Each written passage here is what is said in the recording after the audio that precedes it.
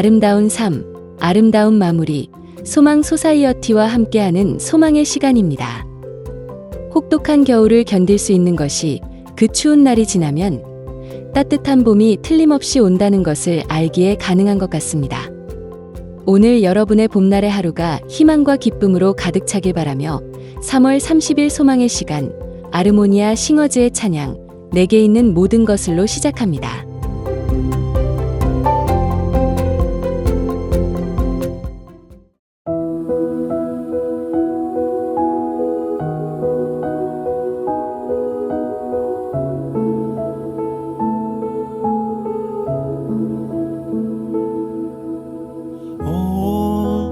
Jesus, I surrender all to Him. I freely give.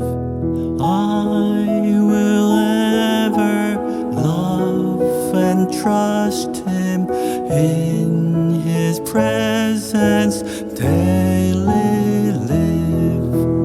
I surrender.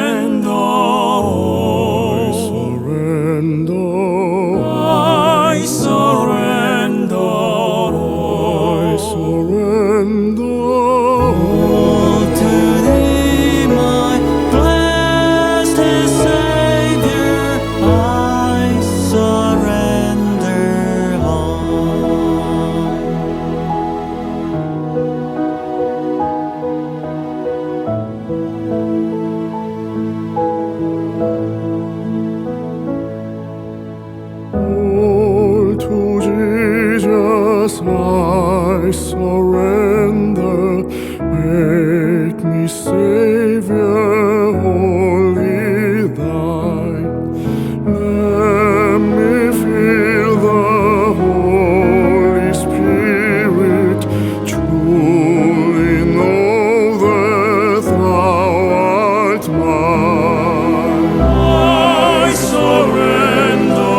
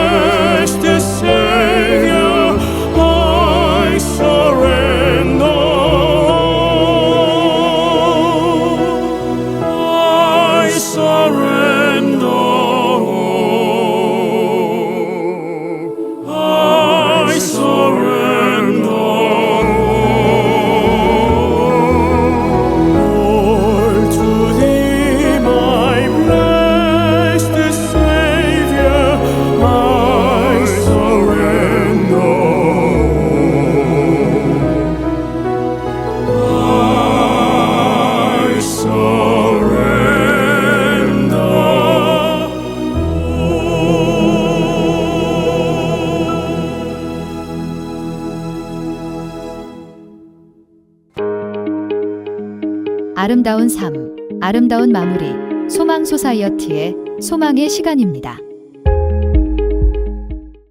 오늘은 지난주에 이어 바람꽃 두 번째 주인공 김동현님의 이야기를 계속해서 나누도록 하겠습니다.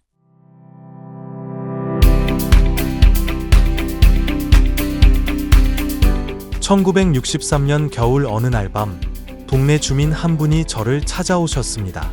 아픈 사람을 봐달라는 요청이었습니다. 폭설이 내려 한 걸음 내디디기도 어려운 밤이었습니다. 어렵게 어둠과 폭설을 헤치고 그 집에 갔을 때는 안타깝게도 이미 그분은 돌아가셨습니다. 내리는 폭설만큼이나 무거운 마음으로 환자의 사망을 전하고 다시 숙소로 돌아왔습니다. 그런데 환자를 봐달라 오셨던 분이 다시 저를 찾아오셨습니다. 마지막으로 한 번 더 환자의 상태를 확인해달라는 것이었습니다. 사랑하는 사람의 죽음은 받아들이기 어려운 법입니다. 이미 답은 정해져 있었지만 저는 다시 그 집으로 향할 수밖에 없었습니다. 강화도에서는 타인의 죽음만 경험하신 것이 아니었습니다. 1964년 군의관 마지막 해 어느 날이었습니다. 잠을 자다가 심상치 않은 빗소리에 잠이 깼습니다. 밤새 엄청난 폭우가 쏟아지고 있었던 것입니다. 집들이 둥둥 떠내려갈 정도의 심각한 재난 사태였습니다. 허겁지겁 잠에서 깨어 짐도 챙기지 못한 채 몸만 간신히 챙겨 본부로 피신했습니다. 다음 날이 저의 생일이었는데 생일 축하 파티라도 거하게 해서 술을 진탕 마셔 잠에서 깨어나지 못했더라면 아마 저의 생일은 그날로 제삿날이 되었을 것입니다. 그 전에도 그런 적이 없었지만 그 후로도 저는 술을 거하게 마시지 않았습니다. 강화도에서 죽을 고비를 넘긴 적은 한 번 더 있었습니다. 양사면 교살리라는 지역에서 작은 오두막을 빌려 살았던 적이 있었는데 연탄가스 중독으로 죽을 뻔했습니다. 삶과 죽음은 사람을 가려 찾아오는 것이 아니라는 것을 깨닫게 됐습니다. 그것은 타인에게도 나에게도 불쑥 예고 없이 찾아오는 손님과도 같아 우리는 항상 준비되어 있는 마음가짐으로 살아야 합니다. 군의관 복무를 마치고 미국으로 건너왔습니다. 무이촌 강화도에서 군의관 복무를 마쳤으니 나라로부터 진 빚은 다 갚은 셈이었습니다. 홀가분한 마음으로 더 넓은 세계로 나가 공부를 하고 싶었습니다. 미국에서 인턴을 모집한다는 소식을 듣고 지원했습니다. 다행히 합격을 하여 1965년 뉴저지 서머빌 서머셋 병원 인턴으로 오게 되었습니다. 한국에서도 어려웠던 의대 공부를 미국에서 하려니 더욱 어려웠습니다. 영어가 항상 문제였습니다. 공부를 늘 잘해오던 저였지만 한국에서 시험으로 풀던 영어와 미국에서 실제로 해야 할 영어는 하늘과 땅 차이였습니다. 심각하진 않았지만 인종차별도 알게 모르게 존재했습니다. 그러나 감내해야 했습니다. 일단은 여기서 살아남는 것이 중요했기 때문입니다. 실력을 쌓고 목표에 도달하는 것 외에는 다른 걸 신경 쓸 여력이 없었습니다. 그만큼 간절했고 치열한 삶이었습니다. 인턴 생활을 하던 중 문득 강화도에서 성경 공부하던 생각이 나서 성경 프로그램의 담당자에게 크리스마스 안부 엽서를 보내게 되었습니다. 그리고 그에 대한 답장을 무려 1년이 지난 다음 해 크리스마스에 받게 되었습니다. 그때는 제가 보스턴 시립병원에서 마취과 전문의로서 수련을 하고 있을 때였습니다. 요즘같이 편지가 빠르게 오고 가던 때도 아니었던 데다가 담당자가 휴가를 다녀와서 제 크리스마스 엽서를 한국에서 받을 때에는 이미 크리스마스가 한 달도 훨씬 지난 후였습니다.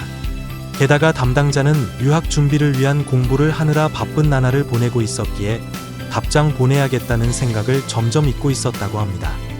그렇게 시간이 흐르면서 어느덧 다음에 크리스마스가 다가올 무렵 성경 프로그램을 담당하시다가 미국으로 돌아가신 미국인 목사님을 비롯하여 여러 감사한 분들에게 엽서를 보내려 했는데 그 엽서 받을 리스트에 제 이름이 포함이 되어 있었던 것입니다.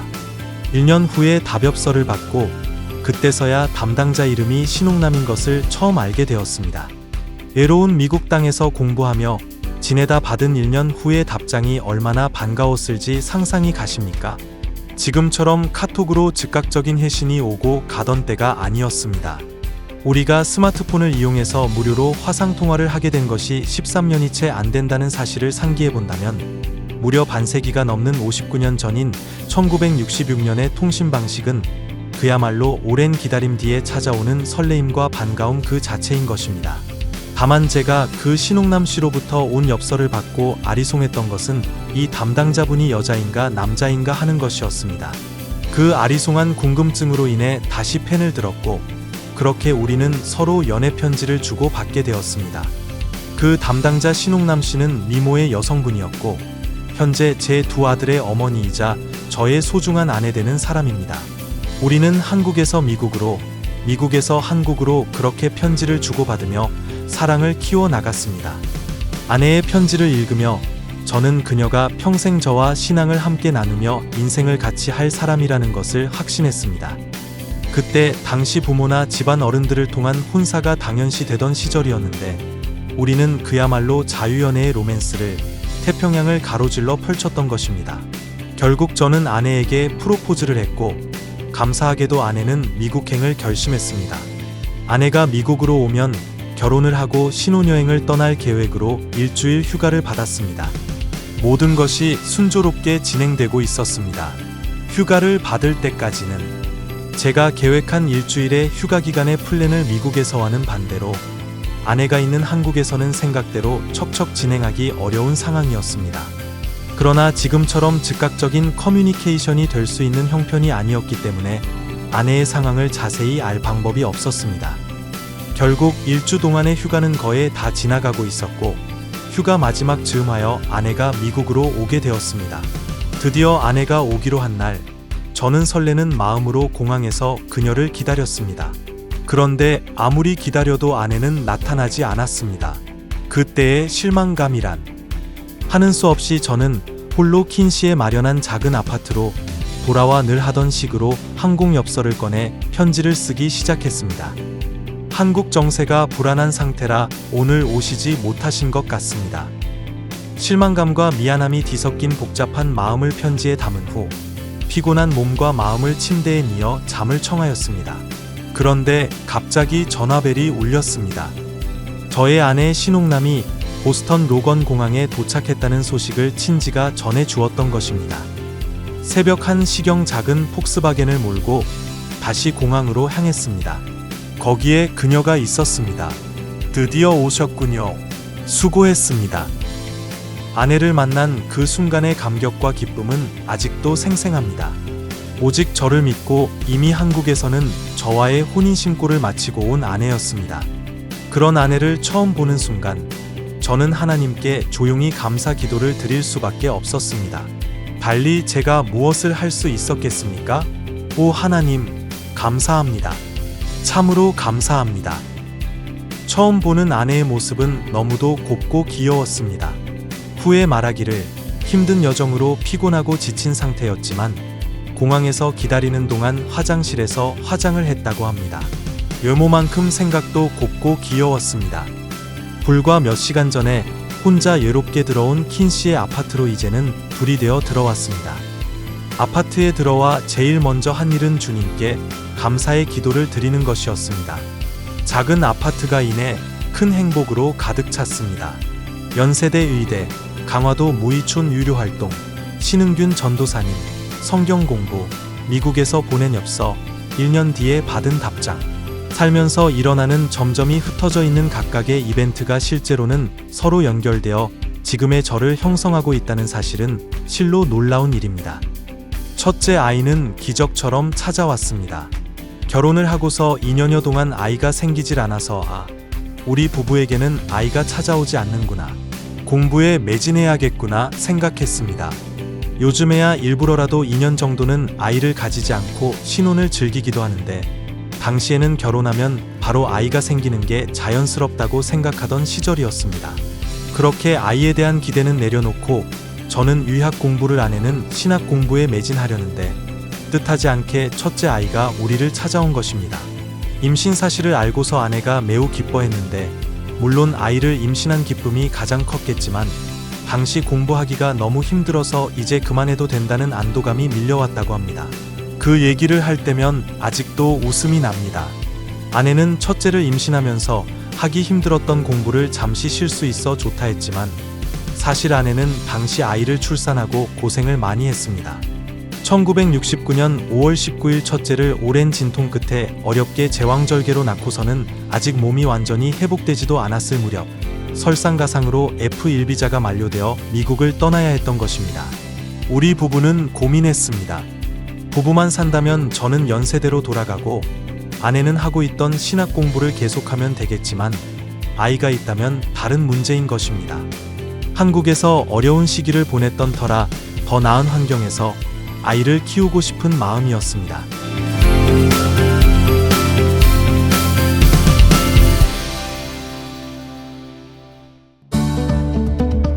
아름다운 삶, 아름다운 마무리. 소망 소사이어티의 소망의 시간입니다.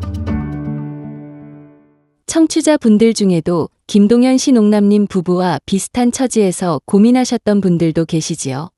김동현님 가정을 어떤 결정을 했는지 다음 주에 다시 이야기를 이어나가도록 하겠습니다. 다음 주 방송에도 많은 관심 부탁드립니다.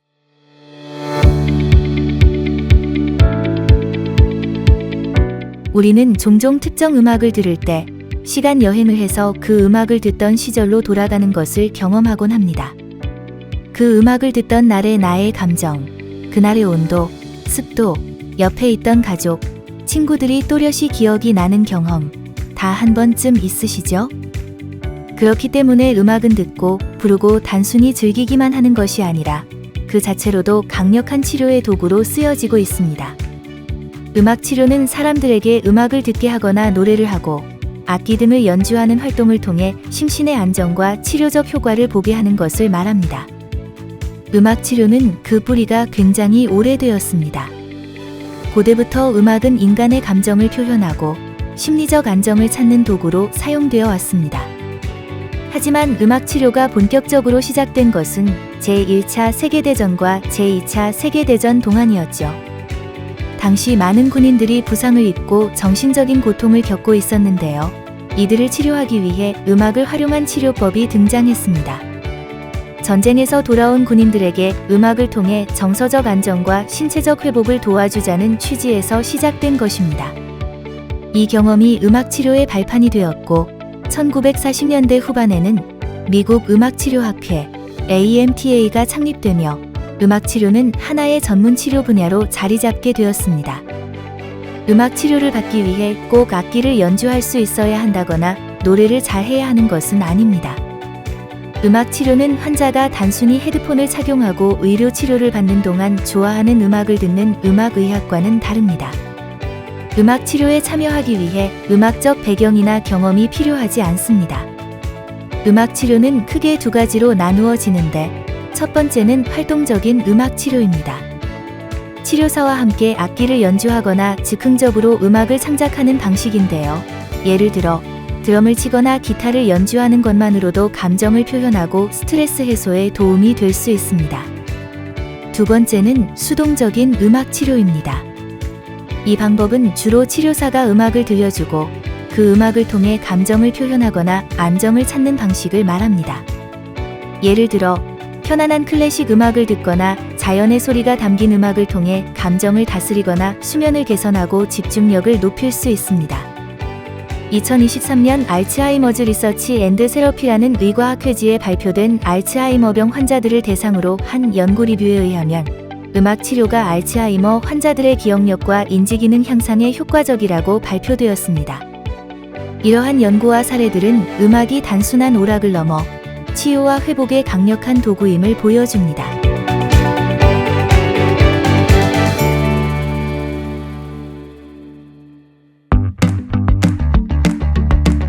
소망 소사이어티는 아름다운 삶, 아름다운 마무리라는 슬로건을 걸고 한인 시니어들의 웰빙, 웰에이징, 엘다잉을 위한 교육과 관련 프로그램을 제공하는 비영리 단체입니다. 2007년부터 지금까지 사는 동안 함께 누리고 함께 나누는 아름다운 삶을 살도록 하는 시니어들에게 봉사의 기회를 제공하고 아름다운 기부 문화를 만들어 나가며 당하는 죽음이 아닌 맞이하는 죽음으로 인생의 아름다운 마무리를 할 수 있도록 교육하며 돕고 있습니다. 소망 소사이어티는 사전 의료 지시서가 포함된 소망 유언서를 작성함으로써 뜻하지 않은 질병 혹은 사고로 의식불명 상태가 되었을 때 어떠한 의료행위를 받을 것인가를 미리 결정하고 문서로 남겨 환자와 가족이 존엄한 임종과 아름다운 마무리를 할 수 있도록 돕고 있습니다. 소망 소사이어티의 메모리 케어 프로그램은 뇌건강 교육, 메모리 테스트, 사전 의료 지시서, 가족간병인 교육과 지원, 집 안전평가 및 시니어 이상행동 시 대처법 등을 제공합니다. 치매를 앓고 계시거나 치매 어르신을 돌보고 있는 가족이거나 기억력이 나빠져서 치매가 걱정된다면 소망 소사이어티로 연락 주십시오. 메모리 케어 프로그램을 담당하는 LCSW, 니키 베리트이 먼저 카운슬링을 하고 소망의 케어 내비게이터와 연결해서 필요한 도움을 드릴 수 있도록 하고 있습니다.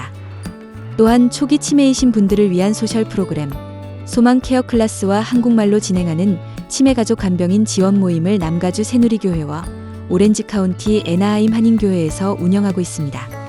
치매를 앓고 계신 한인 시니어들의 2세 자녀들과 영어가 편한 가족 간병인을 위한 영어로 진행하는 치매 가족 간병인 지원 모임도 비대면 줌으로 진행하고 있고 페이스북 가족 간병인 그룹을 운영하고 있습니다.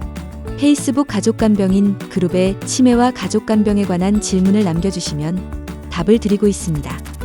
소망 메모리 케어 프로그램에 대한 문의는 소망 소사이어티로 연락 주십시오.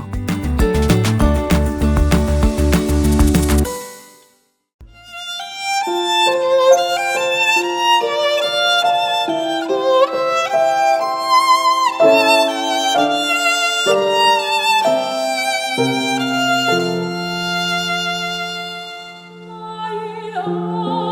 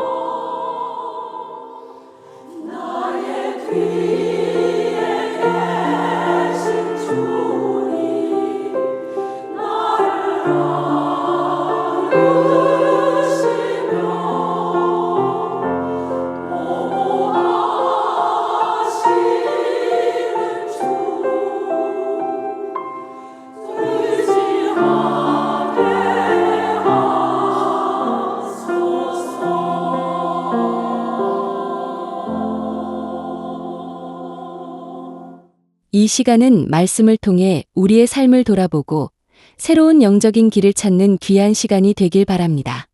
오늘 남가주 새누리교회 박성근 목사님께서 전해주실 본문은 열왕기상 22장 29절에서 40절이고 설교 제목은 코람데오의 삶을 살자입니다. 하나님의 말씀 안에서 깨달음과 은혜가 가득한 시간이 되시길 바랍니다. 너무 평범한 말 같긴 합니다만은 인생은 한 번밖에 살지 못합니다. 한 번밖에 살지 못하는 인생이라면 이왕이면 잘 살아야 되지 않겠습니까? 근데 잘 산다고 하는 말의 의미가 정말 무엇을 뜻하는 것일까요? 흔히 말하듯이 돈을 많이 벌고 자신이 원하는 것을 성취하면 잘 사는 것일까요? 혹은 건강하게 살다가 편안한 노후를 맞이하게 되면 잘 사는 것일까요? 한 번은 뉴욕의 유명한 자산관리자 한 분이 재테크 전문가입니다. 배로 여행을 하다가 조난사고를 당하게 됐습니다. 그러나 구사일생으로 구조가 되어서 한 어촌의 어부집에 머물게 됐습니다. 평화로운 어촌의 모습을 보자 이왕 온 김에 며칠 쉬고 가자 그 결정을 하게 됐어요. 어부집에 머무는 동안에 가만히 보니까 어부가 매일 한적하게 낚싯대를 가지고 바닷가로 나가서 고기를 잡는 것입니다. 그렇게 해서 잡은 고기를 몇 푼 안 되는 돈에 파는 것입니다. 이것을 본 재테크 전문가가 이 어부를 좀 도와줘야 되겠다. 돈을 많이 벌 수 있도록 잘 살도록 도와주겠다 생각을 해서 어부에게 제안을 합니다. 사실은 제가 뉴욕의 유명한 자산 관리자입니다. 제 말씀대로 하시면 큰 돈을 벌 수 있습니다. 어떻게 해요? 일단 낚싯대로 하지 마시고 그물로 물고기를 잡으십시오. 그럼 틀림없이 더 많은 고기를 잡게 될 것입니다. 그런 다음에는요, 트럭을 사십시오. 그리고 물고기를 내륙에 싣고 가서 파십시오.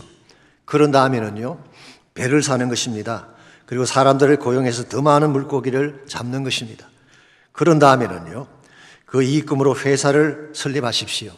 해저 개발과 해양 운송 사업에도 투자를 하는 것입니다. 그러자 어부가 되물었습니다. 왜, 무엇을 위해 이것을 해야 하는 것입니까? 무엇을 위해서라니요? 그래야 노후를 편안하게 보낼 수 있게 되지 않겠습니까? 이 말 들은 어부가 마지막으로 한 번만 더 질문을 하겠다고 했습니다. 편안한 노후라는 게 대체 어떤 것을 말합니까? 재테크 전문가가 말을 했습니다. 이런 작은 어촌에 내려와서 한가하게 낚시나 하면서 사는 것이지요. 그때 누가 뭐라 그랬겠어요? 보시다시피 이미 그렇게 살고 있지 않습니까? 여러분, 과연 잘 산다, 못 산다라고 하는 것을 단순히 삶의 형태만 보고 판단할 수가 있을까요? 이 삶의 중심에 무엇을 품고 무엇을 향해 사느냐가 중요한 것입니다. 인생의 진정한 목적이나 방향성이 없다면 큰 돈을 번 사업가나 작은 어촌에서 낚시를 하는 자나 별 차이가 없는 것입니다. 그저 편안한 노후나 추구하다가 세상을 떠나고 말지 않겠습니까? 이런 면에서 우리가 진실로 인생을 바르게 살려면은 삶의 관점을 바르게 설정해야 되는 것입니다. 그것은 하나님 앞에서 삶의 위치를 바르게 설정하고 그분의 목적을 향해 사는 것입니다. 그때 우리의 가는 길도 바르게 진행이 되지만 인생을 다 살았을 때 남길 열매가 아름답게 되는 것입니다. 이와 같이 하나님 앞에서 바르게 사는 것을 좀 생소한 용어일지 모르지만 코람 데오라고 부릅니다.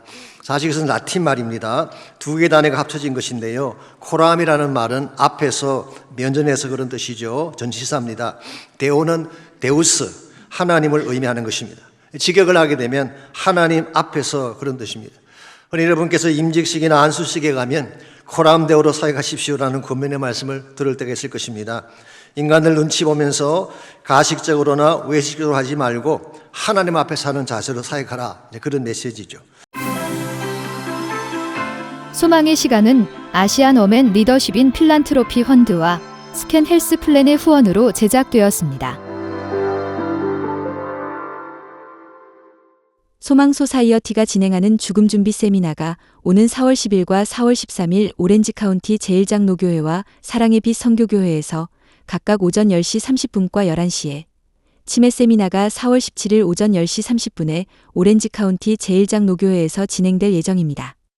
죽음 준비 세미나에는 유분자 이사장이 연자로 참석, 사전 의료 지시서가 포함된 소망 유언서 작성이 중요한 이유에 대해, 그리고 박줄리 소망교육부장이 사전 의료 지시서 쓰는 법에 대해 자세히 설명합니다. 관련 문의는 소망소사이어티 전화 562-977-4580으로 하시면 됩니다. 삶은 작은 기쁨의 순간들로 가득 차 있습니다. 이를 찾아내는 것이 우리의 일입니다. 일상에서 간과하기 쉬운 순간들 속에서도 기쁨을 발견하고 그것들을 소중히 간직하며 살아가시길 바랍니다. 그럼 이번 주도 건강하게 그리고 마음의 평안을 가지고 보내시길 바랍니다. 다음 주에도 더 유익하고 따뜻한 이야기로 여러분을 찾아뵙겠습니다. 지금까지 소망의 시간이었습니다.